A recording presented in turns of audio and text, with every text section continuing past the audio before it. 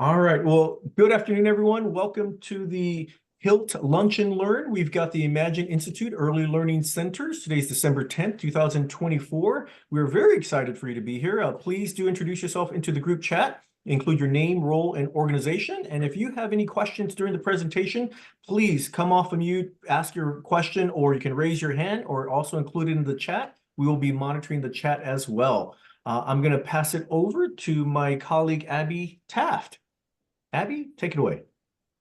Hi, everyone. Abby Taft. I'm with the Workforce Development Council of Seattle-King County. I'm an industry project manager there. I also co-convene the HILT alongside James with SJI.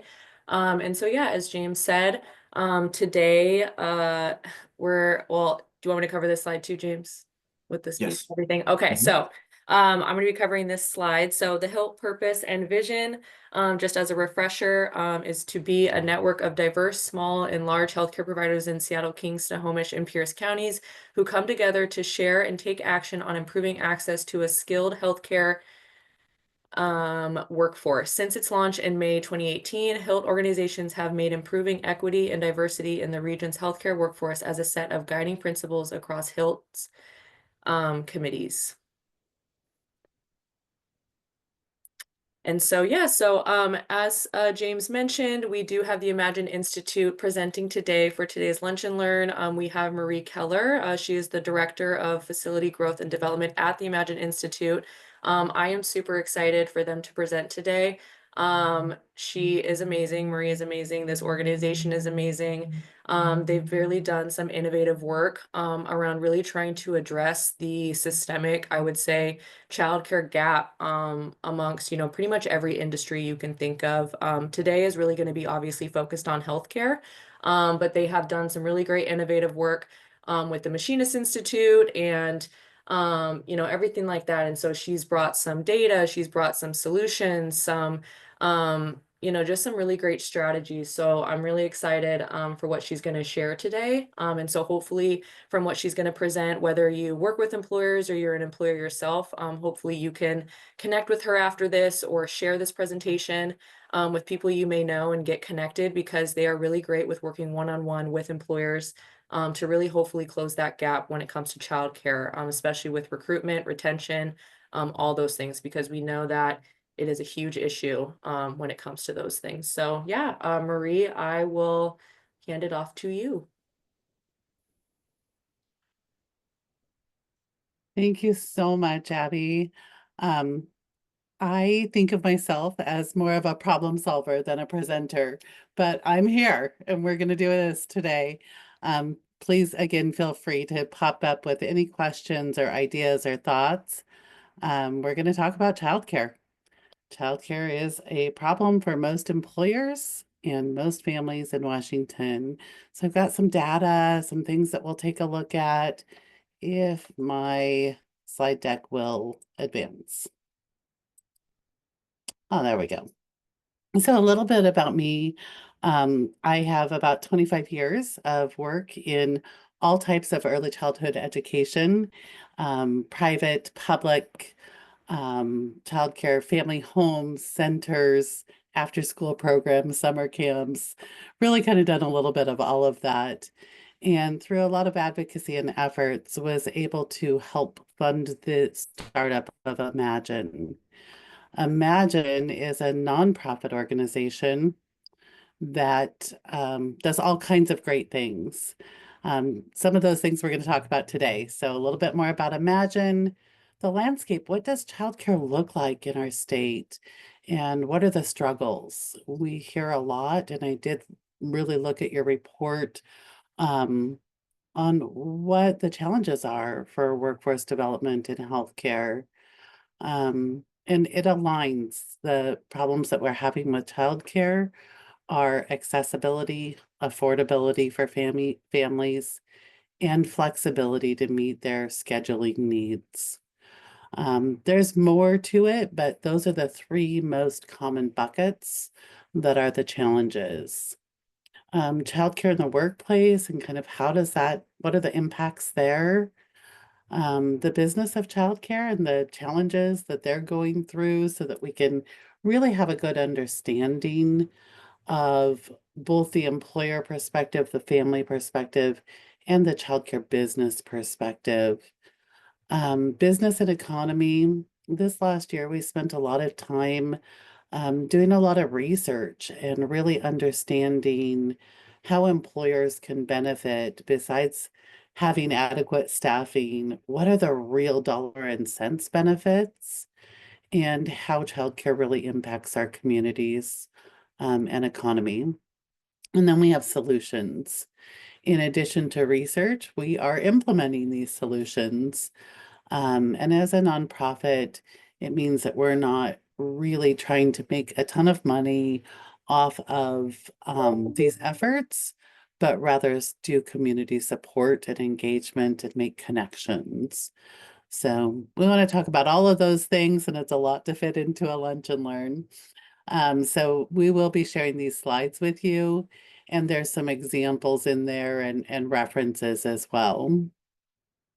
So again, Imagine was founded through a collective bargaining agreement between the Child Care Union and the state of Washington in what we call interest-based bargaining, where the state had some needs that they wanted met, the child care business owners had needs that they wanted met, and Imagine was formed to create those solutions.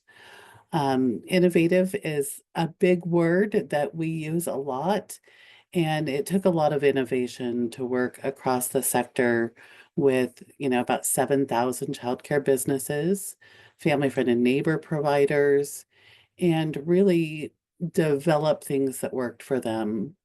So we started with training and professional development. That's the backbone of our organization, and weaved into every part of the work that we do. We do most of that work and make decisions what we're going to move forward with through human-centered design, meaning the people that are most impacted are weighing in on building the solutions.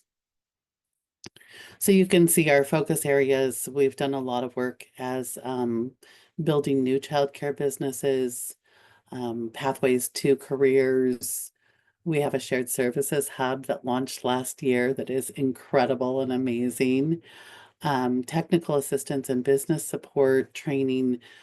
We have a substitute pool statewide. All of our services are statewide with about 700 active substitutes. And we do a lot of evaluation and analysis work to really help understand what solutions could work for different businesses and consulting.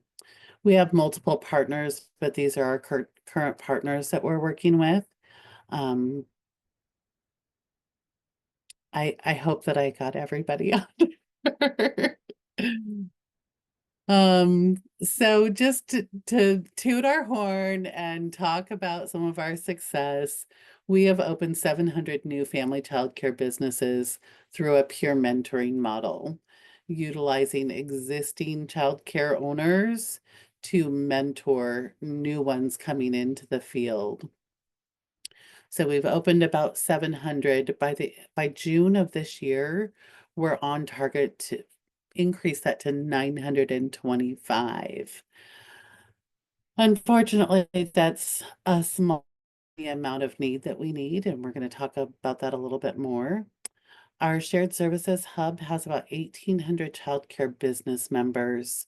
There's about 6,000 right now childcare businesses in the state. And so we have an active plan to increase that access.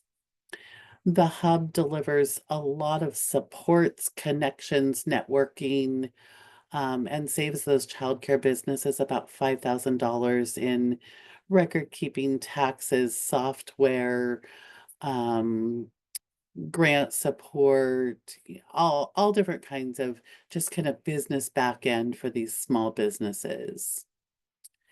We've delivered this last year 92,000 hours of professional development. So it's a lot of folks are taking training and to improve their careers across all different core competencies. Subpool, we've delivered 450,000 hours of staff relief to those licensed childcare businesses. That means we do all the training, resources, and support, and then match them to requests that come in. They're all qualified to be a lead teacher by the time they complete their training program. And then they go in and substitute as needed so we can keep those childcare businesses open so workers can go to work. Technical assistance, we launched this about 3 years ago at a request from the state of Washington to really provide a lot of support around the grants and funding and supports that were coming out during the COVID pandemic. So we helped about 6,000 childcare providers across 38 of our 49 counties access $290 million in grant funding to keep their doors open. And then we do consulting, a lot of consulting and individual projects. That was a lot, and you're going to get these slides, but please feel free if you do have any questions. I want to focus our attention really on understanding what childcare looks like in our state. Is it accessible to families? Is it affordable for families? And does it have the flexibility that the workforce needs? So we have really 5 most common types of care. The least regulated is family, friend, and neighbor or nanny care. That is often up to the family to do the due diligence and research and background checks and credential verifications. If a family, friend, and neighbor is subsidized with state funding, the state does that background check and those checks, and also has some training requirements for family, friend, and neighbors. Imagine provides that training, so we're well connected with that group. Licensed family child care takes place in a provider's home, and their license capacity is generally up to 12 children with the appropriate staffing, and staffing is dependent on age groups, the ages of children being served. Licensed family homes are also more likely to offer non-standard hour care. Children can kind of fit into the family. They're an extension of the family, and so they participate in family activities during dinner and maybe homework and teeth brushing and personal care and just all the activities that families do in the evenings and early mornings, routines, sometimes overnight. Licensed child care centers are established a lot like schools, and children are in a child care center by age group, and they have maximum occupancy, classroom ratios, and how many teachers and how many kids, and are usually in a more corporate type environment. School age care and recreational programs. A lot of school age programs, the YMCA, Boys and Girls Club, and other county and local rec programs that are operated, like Everett Parks Department has some programs that they offer at local parks, and most municipalities have something or some kind of connections. Also, this often takes place in school buildings after school. And then we have preschool and Head Start. Our state-funded preschool program is called ECAP, and we also have many private preschool programs. Anybody have any questions on all the different types of care that happen out in our communities? It kind of takes all of them to make it work because families' needs are different. I'm going to focus a little bit on licensed care to understand. Washington State overhauled their regulations in 2018. We are now the second highest regulated of all the states. New York is the first.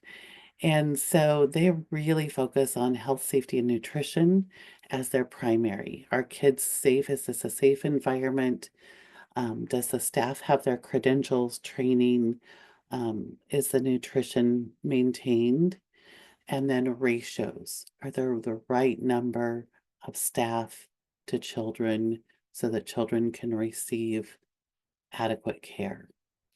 And those ratios again vary by age group.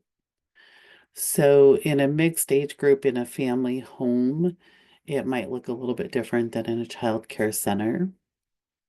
And there's unannounced visits. Lots of unannounced visits happen throughout the year where the state comes and really does support, technical assistance, and evaluates, is this program operating to the state standards? We also have a quality recognition system in our state, which allows for extra supports and coaching for every child care that is licensed. So licensed care has a lot of supports and also a lot of regulations. Unfortunately, some of those things and how it has shaken out, like the rest of the country, we are a childcare desert. So over the past about 15 years, we've seen a decrease in the amount of childcare, and it's just been on a steady decline. It's one of the reasons why the state funded us to help open new childcare businesses. And part of our innovation was figuring out how to do that in a way that would retain them for the longest period of time and honor and value the skills of the existing workforce. So approximately 63% of Washington residents live in what is designated as a childcare desert, meaning that there is low availability or no availability for childcare in their zip code. Those are usually tallied by zip code. Also, we can pull data by school district and county. We have the sixth most severe shortage of childcare in the country. What that means is 771,000 children as of, I think, the last quarter. This is updated quarterly. And so this is probably second quarter data. This third quarter data will probably come out pretty soon. That's devastating. I don't know if you all are feeling it, but everybody I talk to knows someone, works with someone, or experiences this absence of access to childcare in their community. So our state has a dashboard, which is fantastic for understanding every community's needs. And you can find this at DCYF. But I selected all of the income levels and all of the age groups that are really related to childcare, which is birth to 12. And the darker the orange, the less childcare there is. And blue means we have a good supply. We're meeting 80% of the demand. You can see our state is really on that orange spectrum. So in that kind of 0 to 25% range, with the exception of a little bit of King County has a little bit more. There are still zip codes that are extreme childcare deserts within King County, but we're struggling. Yeah, Marie, we do have a question, and it's looking, as you've seen in other industries, we have kind of that silver tsunami happening where you have some elderly, workers or workforce individuals that are leaving. Do you see that similarly in daycare or also, with private care? Do you see older individuals kind of obviously leaving the industry and seeing that similarly? We definitely are experiencing that. And really, until we started our Imagine You program to helping people open, we didn't see a lot of people opening. And so we weren't making up that gap difference where when people leave, new people come in. And we are seeing that now. So we're attracting younger families to open family childcare businesses. And it's a great way, especially in the healthcare field or really for any employer, for partners of those workers, especially non-standard hour workers, to have an opportunity to open a childcare business. They might select being open the same hours, um, that like second shift or a third shift or overnight or offering 24-hour care. In 2012, I think some of the data was really our workforce is aging out.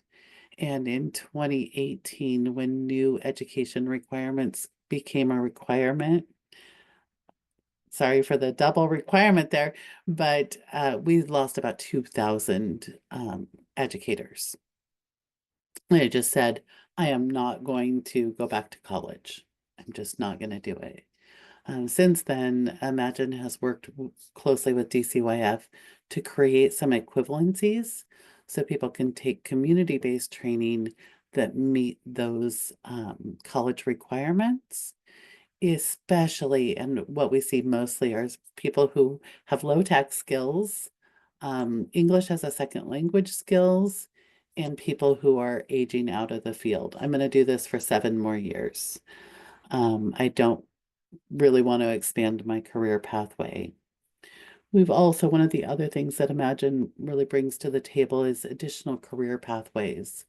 So for people who are aging out of the daily care routines, they have opportunities to become employed as a mentor or a trainer or utilize their skills and knowledge that they have spent a career working in, to advance the whole sector.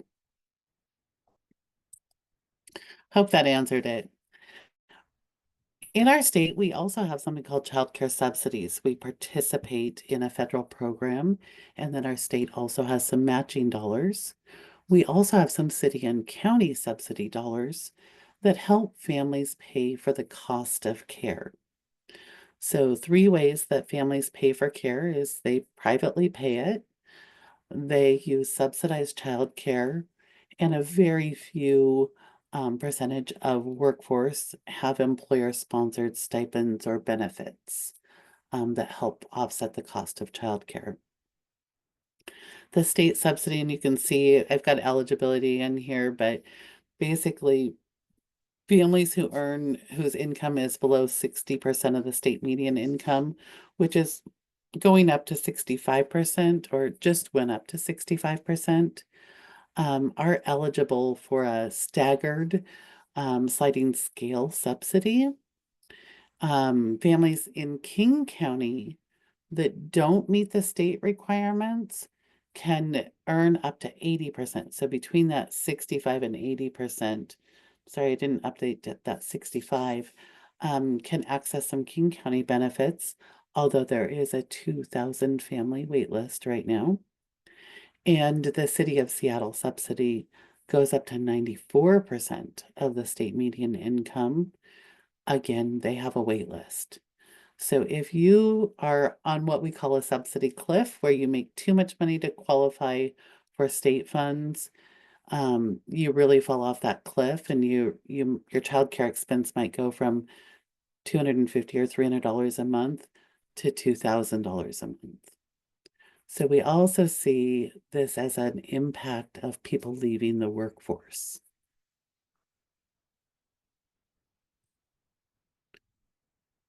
Affordability is really something that the Department of Health and Human Services, the U.S. Department of Health and Human Services, have kind of designated that families should pay about 7% of their household income for childcare. Not per child, but that's really the budget line item that balances everything out so that they can pay for their housing and transportation and food and all the other clothing, all the other things that are necessary. And just to give you some numbers, In Washington State, that's about $5,500 a month for a family of 3.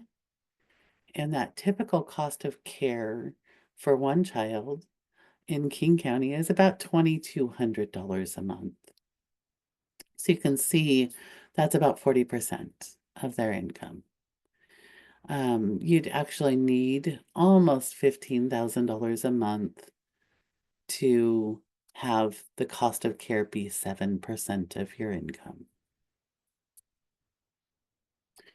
We align everything with 7%. If it's more than 7%, those families probably need some kind of help. Childcare in the work matters in the workplace for so many reasons, and you all can probably add to this a lot. But I have recently been working with the building, construction, manufacturing trades and done some focus groups and some all-day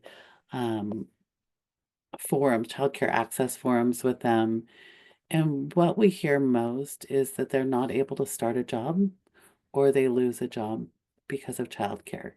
That's a huge impact to them. If they can't find it or it doesn't work for their schedule or any of those things happen, most people, and you probably know this, if you're an employer, you definitely know this, miss work due to childcare challenges. They're late or they need to leave early, they need some flexibility.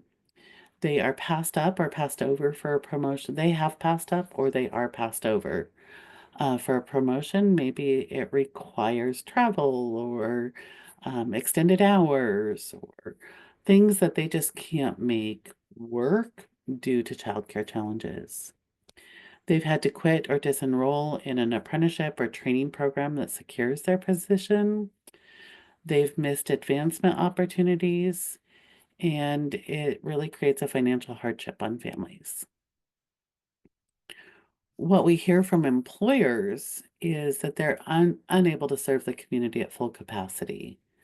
So in Clallam Bay, for example, we just helped open a childcare center there.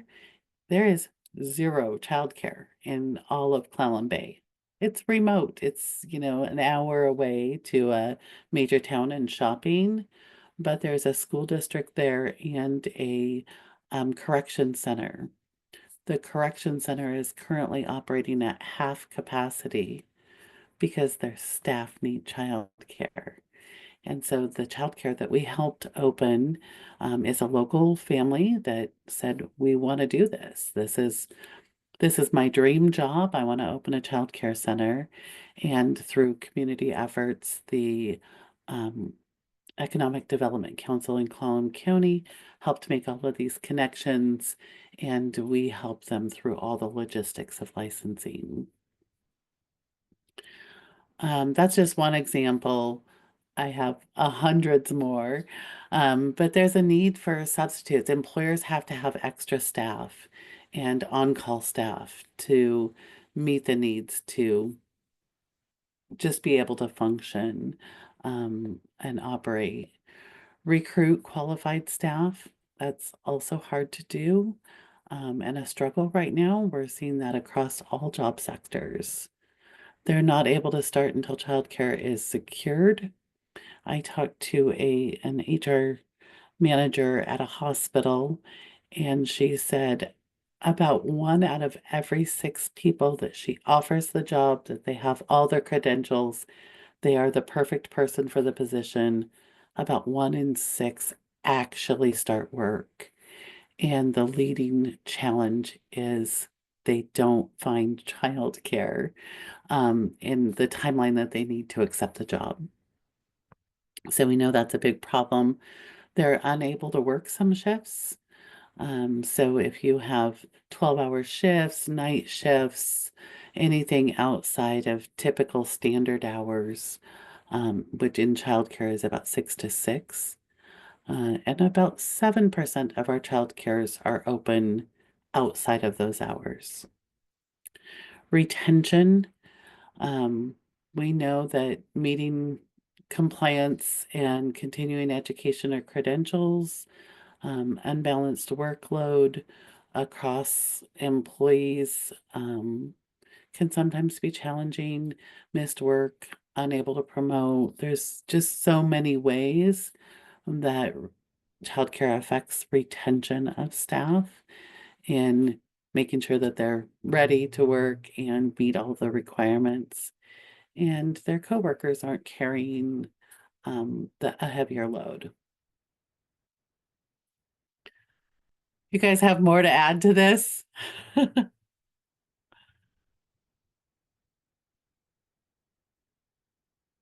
You are a quiet observing group.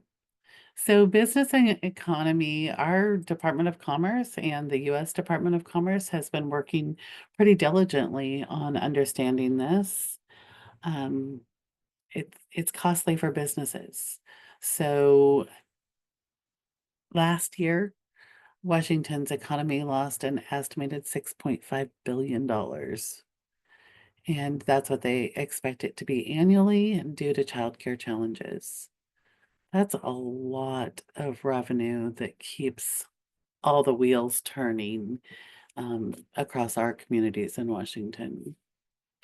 I have a reference page, so if you want to look in more detail, we participated in the Childcare Collaborative Task Force with the Department of Commerce and have created some really good reports and data and research that you can read up on. There's a great return on investment when employers offer childcare benefits. They see a return on their investment between 90 and 425%.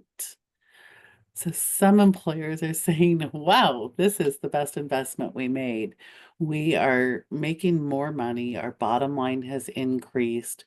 We're able to do more with our dollars because we offer childcare benefits.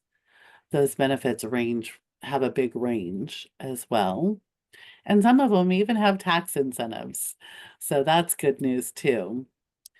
We also have a good understanding that the cost of replacing an employee is often double of the leaving person's salary. So if we can retain just 1% more of working parents, we can offset some of the cost of childcare benefits. And 90% of the employers who offer childcare benefits stated that it had as much of an impact as offering health care and retirement benefits. So I know when I was a young person, I was looking for a job that had those benefits. I wanted my health care covered. Healthcare was very expensive to purchase individually and very difficult. I might be aging myself, but it still is a challenge, and families are still looking for that. But childcare is also one of those benefits that rates high up there in value and importance.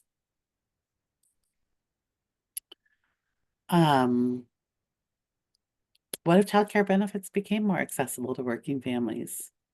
What do you think would happen in our hospitals, our clinics, our communities? Marie, I really appreciate that question a lot because if I think about kind of, if we had access to childcare, I mean, I just started smiling in my brain because now people are going to have, obviously, the recruitment's going to go up and people are going to be, wanting to go work for that company if that's one of the few companies that offers childcare. So I could just see that being an incredibly competitive benefit and advantage. Man, what a great question. It just totally exploded my mind just thinking about that. What do other people think? What would happen if we became more accessible to working families? Maybe your organization. I see different people here from the WDCs and the Providence and all our other organizations as well. What would happen if this were to become true?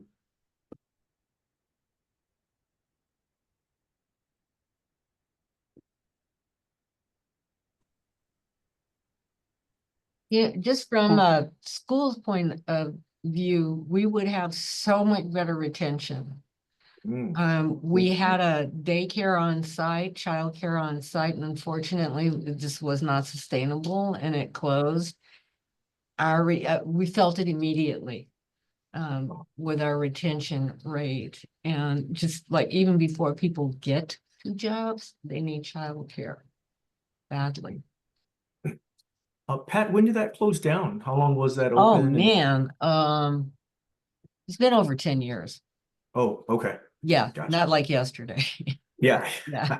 Wow. Thank you for that. Yeah, I can just Yeah. imagine the impact on students, before they're going to be looking for work. If they've got kids going, and we promote that all the time, right? Go get your education. Yes, you have kids at home, but let's go ahead and try to get you moving forward. So looking at that impact even at the beginning of that pathway. Yeah. What other thoughts do Pat, we do have? you, Oh, I go wonder ahead. if you Sorry. still have that space. And if we could match you up with an operator, would that be a possibility?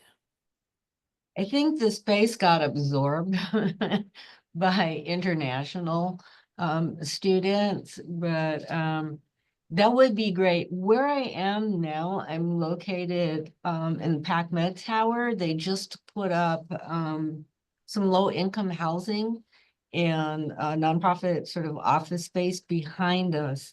My understanding is El Centro is going to be opening up a daycare space right here behind us. So I'm kind of, keeping my fingers crossed and holding my breath on that one. I think, part of Jose Marquis, I think. So, Yeah, that would be amazing. So Marie, this is Pat Lang with Southwest Washington AHEC, and we are also the primary care association for Washington State. And I just think of possibly getting this word in to the community health centers across Washington to see if they have any space that you could, work inside of. But to answer this question, I just think the stress level off the employee would be phenomenal. I know I am quite a few years away from having to worry about daycare, but I do remember my husband and I playing the whole, you're working nights, I'm working days, you pick up oh God, we forgot to pick up like it just was this like so stressful period of time in our lives. And what ultimately ended up happening is we'd forego the income so that we could and just tighten everything up so that we could actually take care of our babies. And I just wonder, I see that happening a lot. We've had 5 babies in the association out of 32 employees. We'd have 5 new babies this year. And I am just amazed at how many times the dad will step in or mom will cut back. And I just think it would be nice to have the best of both worlds, to have the ability to go in and work stress-free and to have a safe place to bring your child to work or to have a safe place close by to bring your, baby so you could stop in and see them and do all the things you want to do, which is, I think, ultimately why it leads to us leaving employment to go home and take care of our babies and tighten up our straps. And I will tell you, that was one of the most difficult times in our lives because of the lack of income sacrifice to be home with our kiddos. It was just really important to us. So all of it. All of it. For sure. Well, I love to hear these comments and ideas, and feel free to shoot them my way. Back on my introduction page, my email is there, my direct email. And we have a link in here to just make a request to Imagine if you have any follow-ups. But I am going to talk about solutions because we, in addition to one of the things that we hear most often is, I am in the healthcare business. I don't know anything about healthcare, or how to get it started or what to do about this problem. I know it's a problem. I just don't know what to do about it. So through research and our great innovation teams of incredible individuals, we have really done a lot of research and built an understanding and then now implementing these solutions. And so there's 5 main strategies that seem to address all the big buckets of affordability, flexibility, and access. First, we can't do anything if we don't build more capacity. We need more childcare no matter what. No matter what the other solution is, If you offer to pay for it, but there's nothing to pay for because there's no childcare there, that's a problem. So our childcare hubs, we think that those can comprehensively address the flexibility. Um, and so our hub members, we polled them to get an understanding, and they would stay open later, change their hours, be flexible if they had kind of a pipeline. So their incredible balance, I know childcare is expensive, but their bottom lines are really tight, is to make sure that they have the right ratios of children so that they can afford to pay the staff member um, or the staff members. Childcare business incubator. Since we've already opened 700, we know what that looks like, and those are all family home businesses. We're also supporting 6 employers on employer-sponsored childcare in multiple different ways. But those are a great way. It costs about $27,000 for us to open each new family childcare business, creates a new business owner in the community, which is also a job. They employ usually 1 to 3 people, depending on the number of hours that they're opening. So it creates jobs and it allows other working parents to go to work by caring for those children. Our technical assistance system, one of the things that we found, and just last week, I have a great success story. We did a childcare access forum for the building trades, and part of that work was having a panel of parents, and they were all apprentices, talk about their struggles with childcare. And one of the families, 3rd-year apprentice, um, when I talked to her, she's like, I think I might qualify for that childcare subsidy, but I've never heard of it. And she has applied for that childcare subsidy. It will change her. She has 1 school-age child, single mom. It will change her childcare expense from about $1,250 a month down to $215. She says, that is the difference in me paying for my child's select soccer fees. Like, I haven't been able to let my daughter, who's very gifted and talented in soccer, join a select team because the travel and the costs and all of those things. And so that's where she's going to use her dollars. So technical assistance in if employers could understand or connect with an organization that understands all the childcare subsidies and applications, offers technical assistance to apply in multiple languages, and makes it really accessible for workers who are onboarding in their jobs, to find and then to connect with a childcare that meets their needs. Technical assistance has been proven to be super valuable. Technical support, we could call it many different things. Opening childcare centers. For those of you in Snohomish County, I have great news for you. The Machinist Institute and IAM 751 have partnered to create a 24-hour childcare in right across from Payne Field, right down the road from Boeing, where they have 16,000 machinists.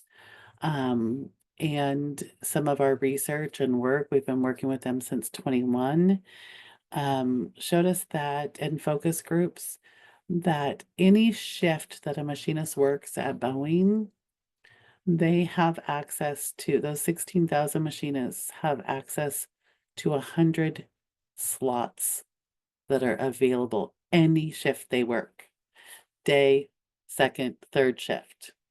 Does that even make sense? That our childcare businesses don't meet the needs of the hours that people work. And I think that in healthcare, it's very similar. So they anticipate that they'll be able to serve about 600 children per week being open all of those hours, but their license capacity is 156. They're also opening a nature-based preschool in the forested land on that same property. So unfortunately, they're well above the $7.2 million because of all the extras at the overnight and the regulations that they need to meet. But this is going to open September 2025. Childcare stipends. So childcare centers, they can be small, like a Clallam Bay, licensed for 31, but serving the needs of the community, that workforce. They're scheduling their hours and their staffing and their openings to meet the needs of those two big employers, along with everybody else in the community. Childcare stipends. Oh, I forgot. Technical assistance offers a great tax incentive. If you just help people apply for childcare subsidies, or you provide them stipends to help offset the cost, you get great tax benefits. And if you help them connect to childcare, another great tax incentive. So stipends can be dialed up or dialed down. You can say, for people in this income band, we know that you're the most burdened by the cost of childcare. We're going to help you with this many dollars. People in a higher income band, we still want to help you. We're going to help you with this many dollars. So there's lots of different ways that you can build that structure out, or employers can build that structure out, and then see what's working. Are they on the 90% return on investment or closer to that 425%? We also looked at this in a couple different ways. So if the focus is on increasing accessibility, we just need to create more childcare businesses. Licensed childcare centers, licensed family home childcare businesses. If you really want to increase affordability for the workforce, those stipends, family childcare is usually a little bit less expensive than a childcare center, just operational costs, and childcare technical assistance. If you really want to focus on increasing flexibility, leveraging new and existing childcare businesses to increase their hours and availability by incentivizing flexible and non-standard hour care through that hub or network. We hear that twofold. They really love the incentive idea so that they can pay kind of that shift differential, and also the ability to say, I will take 6. I need 6 to stay open these extra hours. Employer, you can send 6 families if they want to go to that childcare. Reserving slots kind of way. Yeah, We Marie, also, we also, well, I was just going to make some comments of the chat that we've had. There were a few comments. We had Shalane that was talking about working 90 minutes later, and an employer having that flexibility to offer employees. That can sometimes make all the difference. I know when students and kids are kind of going to school, sometimes that school schedule can either get in, kind of be a challenge in trying to get to work. So thank you, Shalane, for that good comment. And then Amy was talking about Providence had a program that emergency childcare benefits. So she's never accessed that, but they know that they offer that for employees. If there's an emergency that happens with childcare, they can access that benefit. And then Lisa had a comment about UW, just talking about, you know, that someone could come to your house if you had a sick child and help with that support, or if you had to go drop off that child at a center as well. So lots of different, you know, innovative type of supports. And I think it goes right in line, Marie, just what you were talking about, those different areas there. yeah, anything that we can do is going to help keep workers feeling not stressed, confident, and be ready to work. On flexibility, on emergency care and backup care. What we find is that they are a pretty hefty cost for employers to implement. About $300 to $350 a day is what the employer gets charged. So we think that there are also other ways that we can increase that access. Um, on all of the things that we're doing that support this is we aligned it so you can see the childcare solution, how easy it is. Does it focus on affordability, accessibility, the cost, the timeline? Is it fast to open up? Like a childcare center takes a couple of years to get through all of the renovation, building, zoning, all design process, and then construction, depending on how ready the building is. But almost all of the others are pretty quick to implement. Um, and what the impact is, the operational complexity, and financial commitment. Is it one time? Is it ongoing? What does that look like?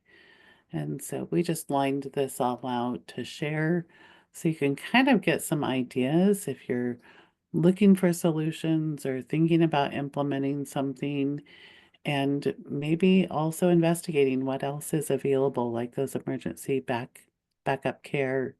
Sick kid care is really big, really in need.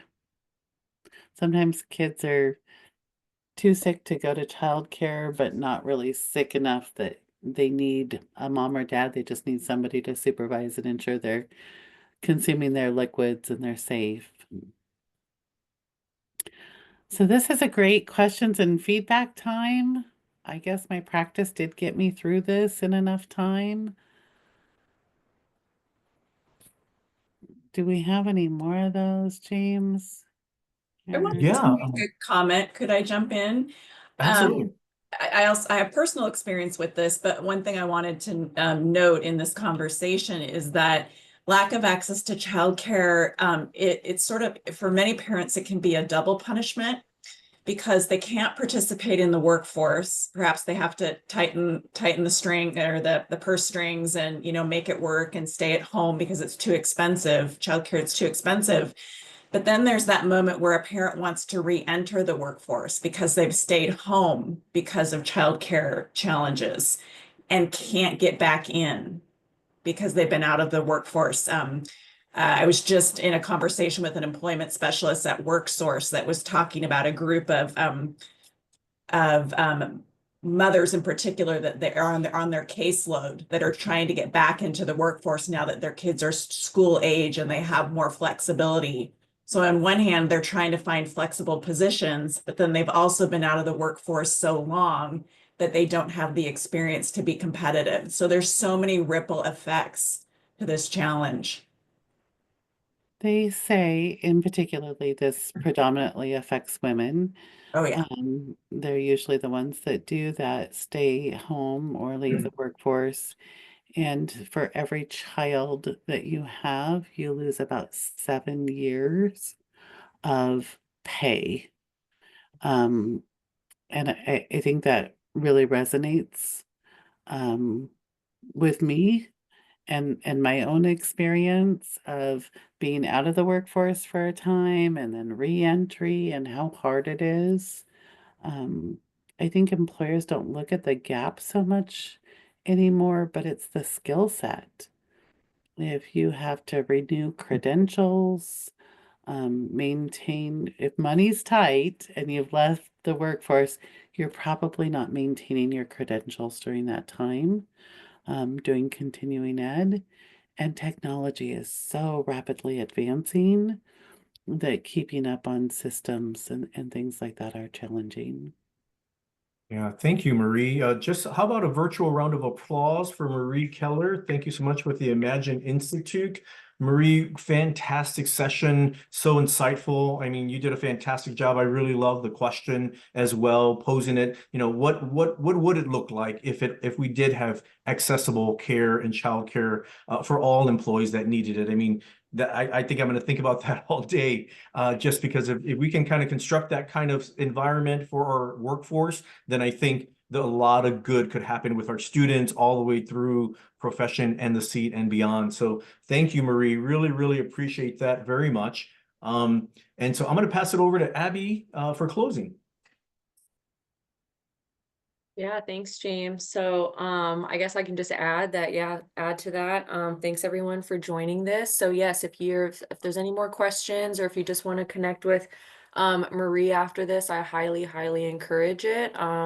Imagine Institute is very solutions based, as they kind of presented today, lots of different options, lots of different avenues businesses can kind of take advantage of depending on their specific need. We also are going to be sending out the slides for everyone to reference, kind of go back to, share, all those things. But yeah, definitely want to. This is a continuing conversation, right? You know, it's just something that we're going to chip away at, and you know, so hopefully this definitely resonated with people. It sounded like, whether it was personally or, you know, just all those things. So yeah, so thank you, Marie, for being here and sharing all this great insight, and yeah, so thank you. I think those were my just final words with that. Absolutely. And thank you everyone for joining and participating in this conversation and thinking about it, taking it back to your workplace and your families and your community, and what is the impact? Um, we see it pretty broadly. Great. Thank you, everyone. Thank you, Marie, and have a wonderful rest of your day, and we will see you soon. Bye-bye. Thank you. Great job, Marie. You did a fantastic work in that.